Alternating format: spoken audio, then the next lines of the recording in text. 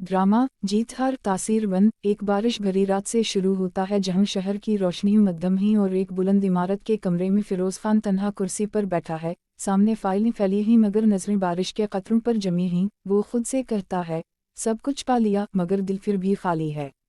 उसी लम्हे दरवाज़ा खुलता है और अंदर आता है दानिश तैमूर, इसका करीबी साथी और कारोबारी दोस्त, जो मुस्कुरा कर कहता है कभी कभी जीत भी हार जैसी लगती है जब दिल मुतमईन ना हो। फिरोज जवाब देता है शायद यही खालीपन कामयाबी की कीमत है। अगले दिन मीटिंग में हना आमिर का दाखिला होता है, जो बच्चों के लिए एक फलाही मंसूबे की नुमाइंदा है। इसकी मुस्कुराहट, नरम लहजा और मासूमियत कमरे की फिजा बदल देते हैं। फिरोज पहली नज़र में इसके एहसासात में खो जाता है, जबकि दानिश खामोश रहकर इसकी आंखों में छपी कहानी पढ़ता है। दिन गुजरते ही हना बच्चों को पढ़ाती है। दानिश इससे कहता है तुम बच्चों को नहीं ख्वाबों को पढ़ाती हो।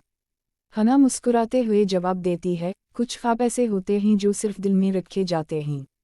दूसरी तरफ फिरोज अपने दफ्तर में बैठा सोचता है कुछ चेहरे किस्मत बदल देते हैं और कुछ दिल, मगर हिम्मत नहीं करता कि अपने दिल की बात कह सके। एक रात फलाही तकरीब में तीनों की मुलाकात होती है। दानिश कहता है जिंदगी हमेशा दो रास्ते देती है, एक दिल का और एक अकल का, तुम कौन सा चुनोगे।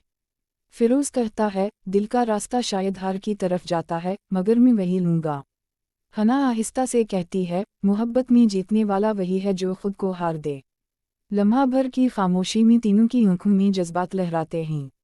अगले दिन फिरोज एक खत छोड़ जाता है जिसमें लिखा होता है अगर तुम मेरे साथ नहीं तब भी तुम मेरी कहानी का हिस्सा रहोगी, क्योंकि कुछ मोहब्बतें हासिल नहीं की जाती सिर्फ महसूस की जाती हैं।